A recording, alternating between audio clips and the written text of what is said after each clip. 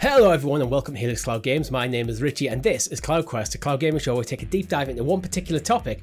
This week we're talking about Ubisoft may have had a bit of a rough week and how that could impact Google Stadia. And joining me on this quest is none other than Mr. Chris. Hey there gamers, hope you're all good. But before we get into it, make sure you subscribe to the channel if you haven't already and hit that bell icon for notifications when all of great shows go live, such as the Sounds of Stadia podcast every single Monday on YouTube and podcast services where we break down the Stadia news. Every single Tuesday we have Talking the PS where we break down all the Stadia cloud gaming news, also on YouTube and podcast services. No, we don't. No, we don't? You said on Talking the PS we break down all the Stadia news. No, Did we I? don't. Okay, we don't. Talking the PS where we break down all the PlayStation cloud gaming news, not the Stadia news. That happens on the Monday and Sounds of Stadia. Our live streams every Thursday.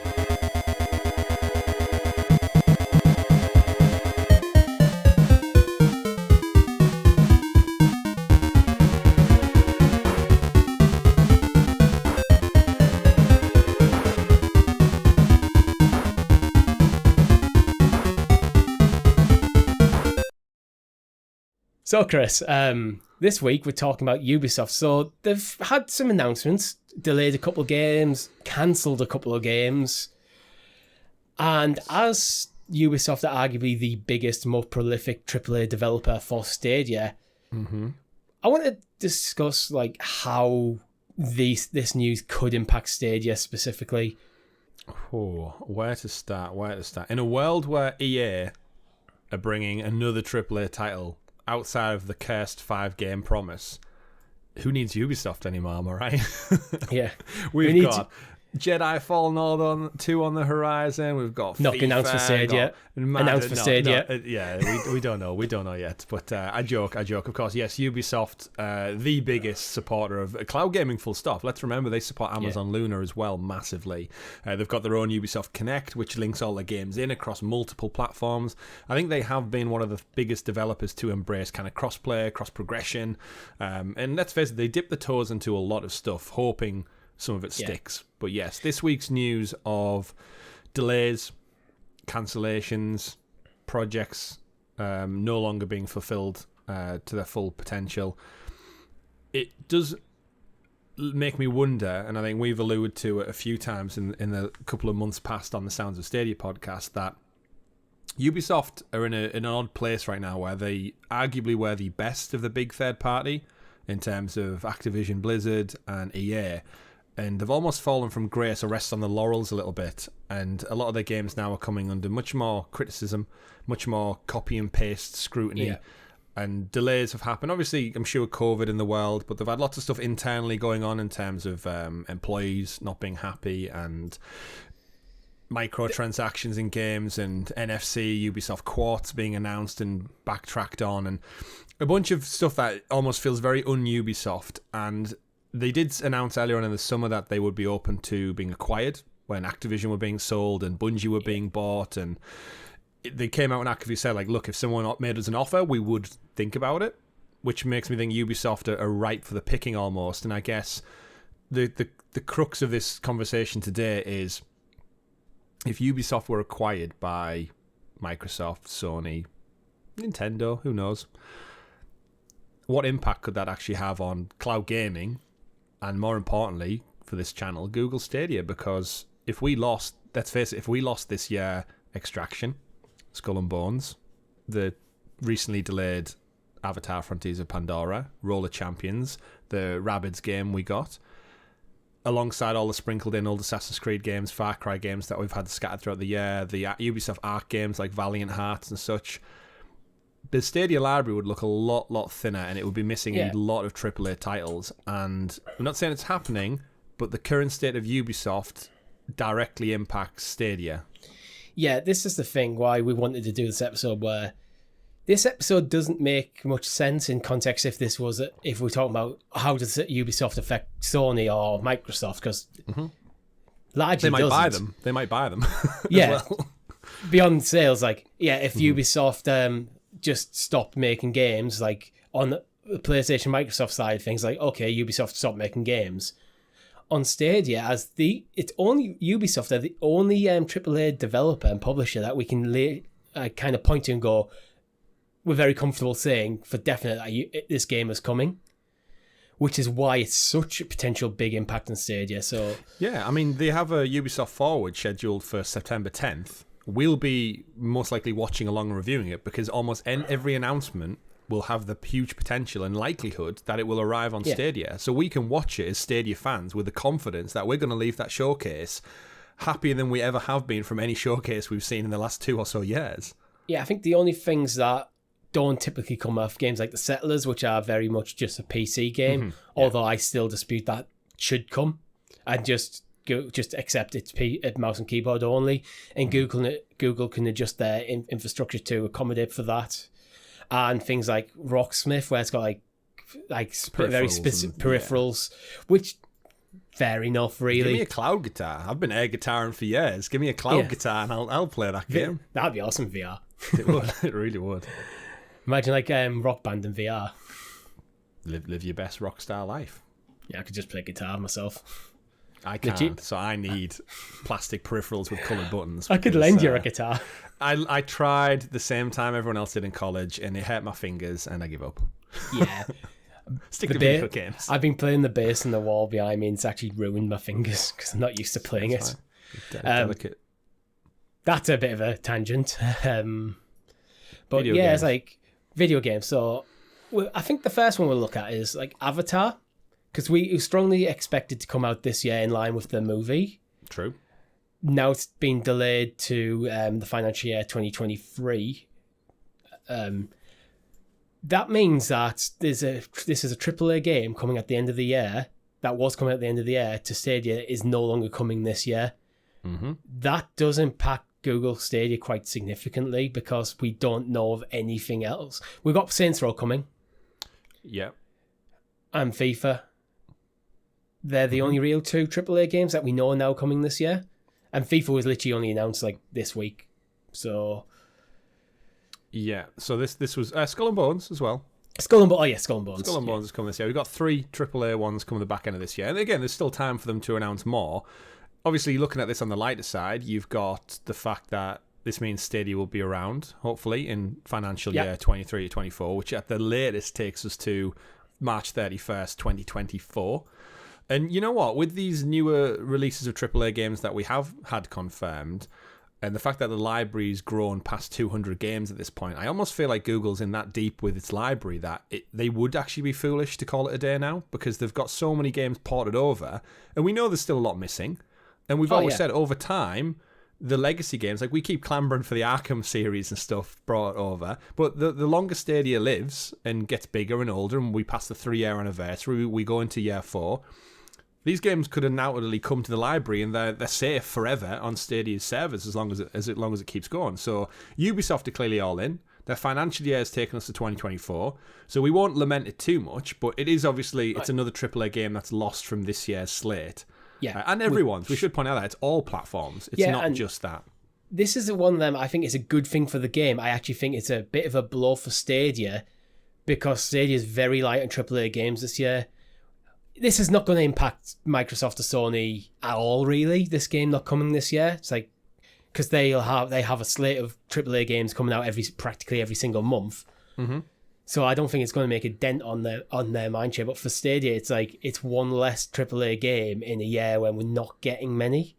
But I don't want to just make this conversation just about what AAA games are coming. I want to read a thing. This is reading from Kotaku, from a quote from Yves Guillemot. In the current economic context, carefully and strategically managing our investments is critical now more than ever. Therefore, we must therefore succeed in strongly limiting our spending to what is essential by questioning some of our habits and reflexes and by reinventing ourselves together to make gains in terms of cost, agility and efficiency. Do you think that sounds like we've already mentioned that they're open to talks about potentially being bought out? Do you think that's the board over at Ubisoft are now trying to consolidate a bit? Yeah, it sounds like, I mean, most businesses have after the pandemic and everything, and it sounds like streamlining. So we know they've cancelled 4 projects Ghost Recon Frontline, gone. Axed. Free-to-play game that was due out at some point, gone. Splinter Cell VR game, gone. And 2 other unannounced titles have also been scrapped. So that's 4 projects that were in the works that they've just cut losses on. Probably lost hundreds of millions potentially on the development, the R&D, the concept art, the paying the staff for one. And that now frees up 4 teams to work on new projects or merge them into other projects that are already running and bigger projects potentially. And with the news that we knew they were open to purchase, kind of similar to Square Enix at the moment, where they sold off the Tomb Raider franchise and Deus Ex and stuff, it makes me wonder if this is Ubisoft board going like, right, let's trim the fat a little bit and let's make us a nicer proposition to acquire us. If you want to come in and buy us right now, we've got 4 studios ready to start on any brand new project you've got an idea for. We've not got any baggage with like old crappy games that we don't think are going to do that and are not forecast to do well. We know the reception Frontline had. Is anyone bothered by a Splinter Cell VR game that much to actually focus and develop in? Or could we position ourselves with the legacy of Assassin's Creed, Far Cry, The Division, Rayman, Splinter Cell, Star Wars game we've got coming up, and like a really good library of games. Skull and Bones will come and go by the end of the year. So actually, by the time any purchase would go through, probably by the start of next year, Ubisoft would look like a slim, ready-to-go collection of great AAA quality studios for any potential buyer. So yeah, with some I can see it. With some great IP and an argument that a lot of some of their biggest IP is largely being underserviced. Splinter Cell is the kind of big one for like, why aren't you guys making Splinter Cell games? Metal Gear Solid is nowhere to be seen. Why haven't you jumped on that and utilised it? Because it's hard to make it an open world, and it's hard to make it a games as a service, because there's very much a tight, narrow, linear-based action game. Exactly. But which is my theory why they haven't bothered with Splinter Cell in a while. But they also got things like Rayman. So if I was an investor, like looking at Ubisoft, what would I want from them? Their network of studios. Yep. The talent they have working in them studios, and their main IP. Any like new IP that's kind of a bit iffy, like things like Hyperscape's gone now, but X-Defiant, things of that nature, I probably don't care about too much. Yeah, it's the Assassin's Creed, the Far Cries, the Splinter Cells, the Divisions. These are the Watch Dogs. These are the ones that I'll be, if I was like, say, Sony, we can do something with these IP. We can do something really, really cool. And the studios as well. Like I think, again, I don't want the market to consolidate. It's better for all gamers if stuff stays independently owned. But if Sony were theoretically to purchase Ubisoft, they kind of fit in with that third-person games as a service mantra that PlayStation are gunning for the next several years. But we know Sony have actively said like they're not working on like a new Infamous game, or they're not working on another Days Gone game. And if you tell me you could give one of the Assassin's Creed teams or the Immortals Phoenix Rising team or something and give that to Days Gone or another Uncharted game or something, I think they do a great job at it. Like, again, give them a more focused thing. But I think the biggest impact is, whoever buys them, I don't think Embracer Group would be one. And it seems crazy to say out loud, but then remember Microsoft just swooped in and bought all of Bethesda studios and IP. Yeah. And then they did the same with Activision and Blizzard. And it's like anything can happen. And I think if Ubisoft are streamlining and getting rid of, like, cutting the fat, as it were, then yes. And will this have an impact? If Google don't buy them, will it have an impact on Stadia? Yes, because they could just turn around and whoever the new owners are go, no, thank you. We'll run our contract out. You'll get Avatar, and then sayonara. Yeah, it just feels to me that all the decisions they're making over the last, like, that they've just announced with the cancellation of games, the delays are different because I think you delay a game because it's not ready for release. Yeah. But the cancellations and that quote I read from East Gilmore talking about streamlining is the financial and by reinventing ourselves to get together to make gains in terms of cost, agility and efficiency, strategically managing our investments is critical now. It does feel like they are really trying to trim the fat, consolidate things, and just go, right, this is what you're buying. Although I wonder, though, it might be a while, I think, before we'd see anything. Undoubtedly. Because we went through a period over this last 18 months where we've had a lot of studios being bought that announced like deals are going through. The money's got to run out at some point. like both Sony and Microsoft will probably have to go, right, guys, let's just cool off a bit, get some of these deals over the line, get some money back in the bank. Mm-hmm. Yeah, definitely. And I mean, I've been saying it on a few shows now, but Apple? If Apple want to get in the game, they have the cash capital to swoop. They have the money to buy Ubisoft at the drop of a hat. Or Google.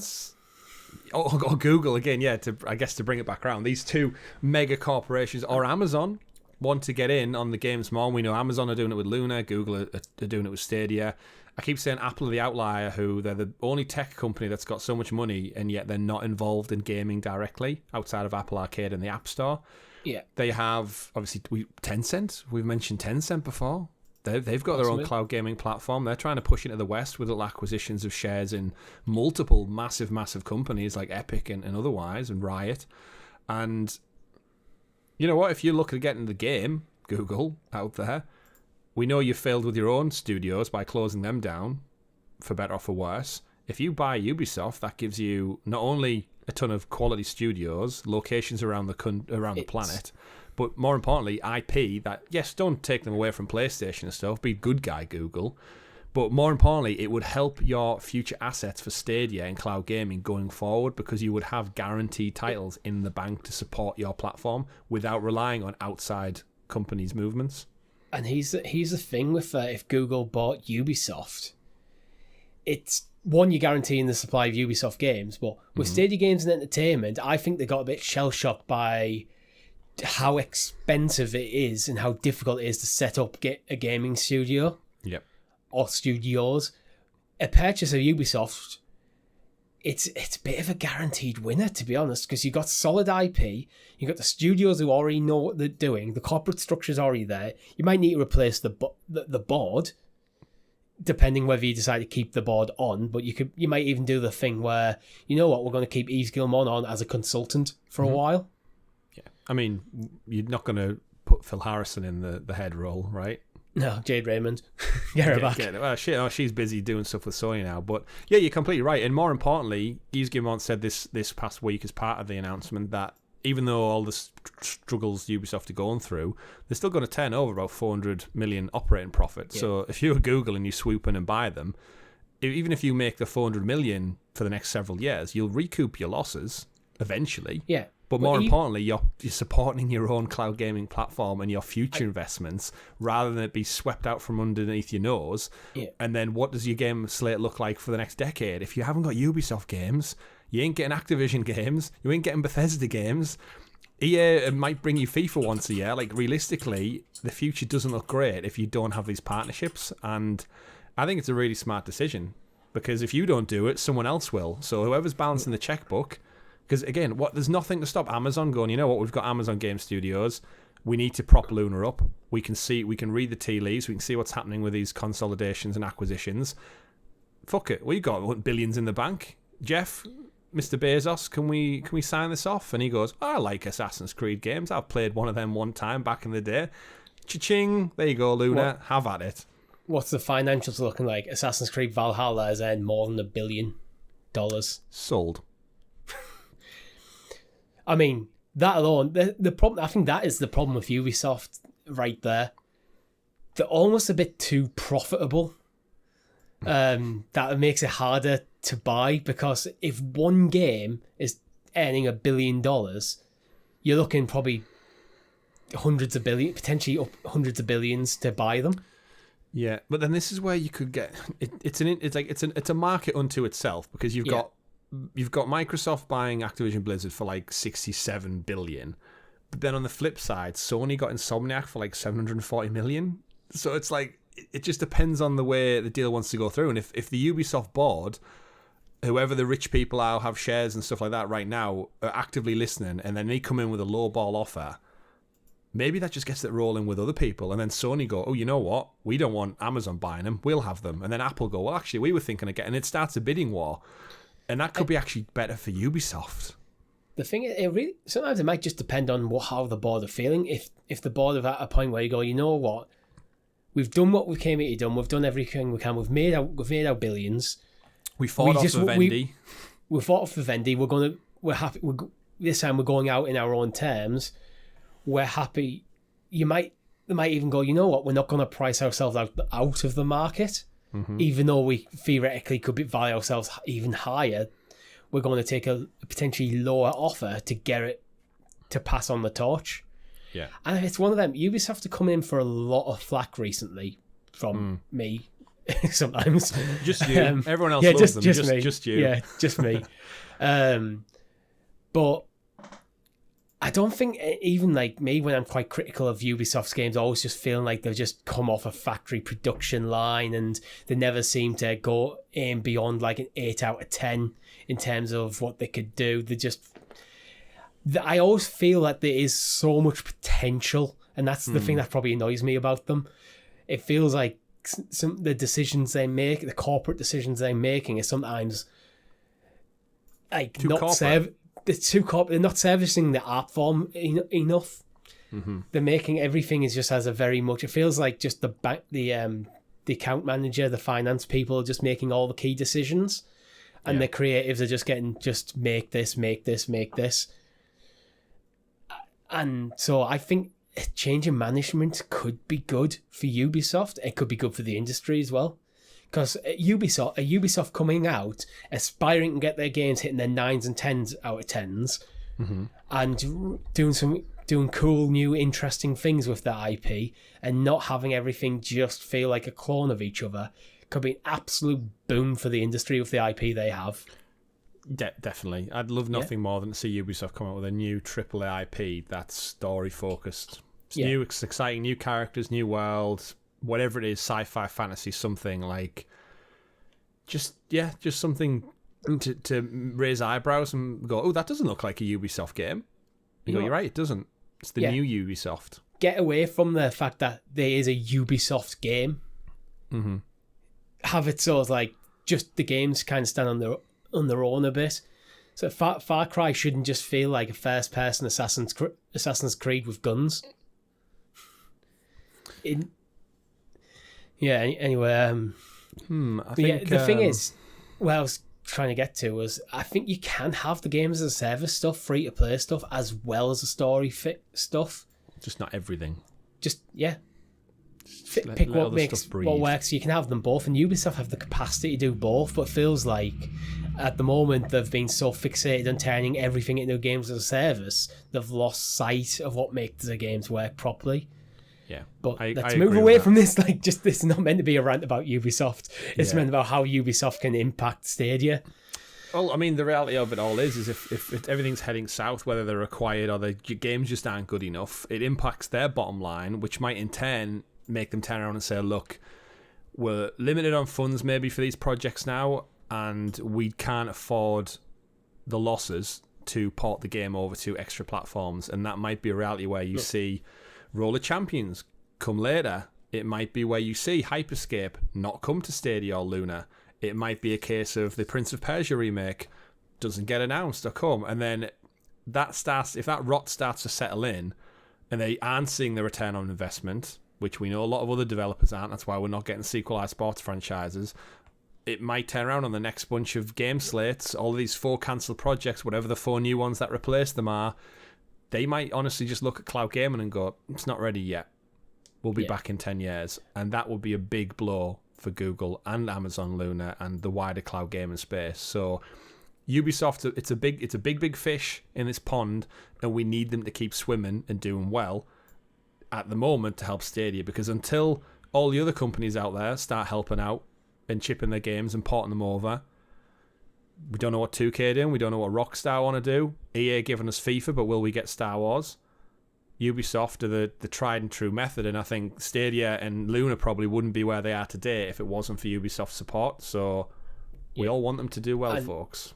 If they are consolidating, to bring it back to like the consolidation of their like finances in preparation for a sale, let's say Sony buy them. Sony, can't, with the changes to PS Now, I don't think Sony will play well with Google. I think they'll probably honour any outstanding commitments, but let's say Assassin's Creed Infinity it hasn't been signed off to come to Google Stadia, and Sony buy Ubisoft. Are they going to bring that over? Well, that's the risk with consolidation, right? Even though Microsoft are playing nice with Activision titles now and Blizzard titles and the Bethesda stuff, I do think there's a future where Microsoft just go, you know what? It's not worth Once it. the If you want to play current these contracts games, expire. Because this is the thing, when you buy a company, you buy all the outstanding contracts. Assuming that there's no like release clauses or anything in there. So they have, when they say, oh yeah, we're not, everything's, all, when Microsoft say, oh, Call of Duty is coming to Sony, they probably didn't even have a choice in the matter. Yeah. Definitely. And I think, again, if you're a business, why would you ship your wares out elsewhere? If it's obviously financially viable, then it makes sense. I mean, but I know Sony are playing a bit nicer with PC lately, but they probably see PC as a completely different market. It's It's like, people who are hardcore into PC, either they're going to buy a PlayStation where they can access our games, or they're not going to bother. Definitely. And, so it's we're not really in competition. Yeah, and it's one of those, like, a rising tide raises all boats, but if your boat's not tied up with the rest of them, you'll just float away out to sea. Yeah. So there's always an inherent risk, and I think the way the market is at the moment, you got to lock down some kind of guaranteed future, and without your own first-party studios, Ubisoft is a big one to lose. If whatever happens, they need to lock down some kind of long-term agreement or buy them. Just spend that money, Google. Like, you got to do something to keep in the game before a competitor does. And then what do you do then? You just shake your head and go, oh well, we missed that out. We missed on that opportunity. Like, as a business pushing forward, make investments to safeguard your future. See, let's theorize about what would happen if Google bought Stadia. First of all, bought Ubisoft. First of all, even Stadia aside, I think it's a good investment because Ubisoft are a very profitable company. Yeah. Even with the problems they've had, they're still incredibly profitable. Yeah. Even if they decide to close Stadia, they could still just run Ubisoft as Ubisoft and make millions. This is it. Outside of Stadia, these games are still going to sell. Games made by Ubisoft are still going to sell. You'll make your money back. It's a good investment. You can guarantee the games will come to Stadia, which then keeps Stadia ticking over with Ubisoft titles. It shows that Google have got some more credibility in the gaming industry because now they have first-party studios. It would be a very good... I mean, I think it would largely be accepted negatively by the gaming press as a whole, especially the anti-Stadia bit. Mm-hmm. But for those who are Uncle Luna, but those who are like unbiased or pro Stadia, it would be a great move for Google. And the naysayers, you'll win them over in time. Yeah. You imagine that, like, imagine the next Assassin's Creed Infinity. Let's say Google buy Ubisoft. Assassin's Creed Infinity goes by, and you go to IGN and go, yeah, we'll send you a copy on Stadia. So you have to review it on Stadia. Yeah, you control the narrative. Yeah, so suddenly all the Ubisoft titles that are going out of press, they're all playing on Stadia rather than on PC or PlayStation. Yeah, I mean, during COVID, a lot of journalists were checking out cloud versions of the game for previews and reviews anyway. Yeah. So it's the way the world's going. But it's like when they start raving of, oh my god, Assassin's Creed Infinity is an amazing game, best game ever, you have to play it. Our review was played on Google Stadia. Yeah. So, I guess, there's loads of stuff to be spoke about, loads of stuff happening, but it's an interesting place for Ubisoft right now. They're going through a lot of changes, and it will impact the industry because they are one of the biggest players in the industry. So whatever happens, for better or for worse, their future will determine the future of Stadia in some capacity, and Luna, and the wider world. The boat's definitely been rocked, but will it capsize or will it stay afloat? Only time will tell. But that's all we have time for this week. If you like this video, hit that like button and consider becoming a member for as little as 99p, where you can get early access to this very show and occasionally talking to the PS. Where we talk about Stadia. Where we talk about Stadia. where we don't talk about Stadia, where we talk about our PlayStation Cloud news. And if you've got an idea for a topic you want us to discuss, let us know in the comments of this video or in our Discord server. Discord? I can't talk today. Discord server. Thank you very much for watching. I've been Richie. I've been Chris, winding Richie up. Quest completed.